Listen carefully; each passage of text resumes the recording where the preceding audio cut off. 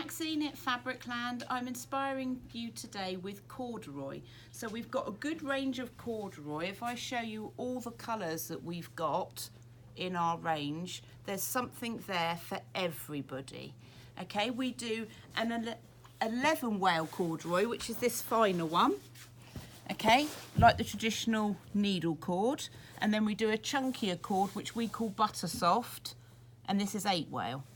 Okay, we've got lots of colours, as you can see. You could also use this for cushions if you fancied, because it's quite hard wearing. I've pulled out a couple of skirt patterns. This skirt pattern we're using in our corduroy kit, so you can just do a one click, get everything you need to make the skirt, the zip, the thread, and you're well away.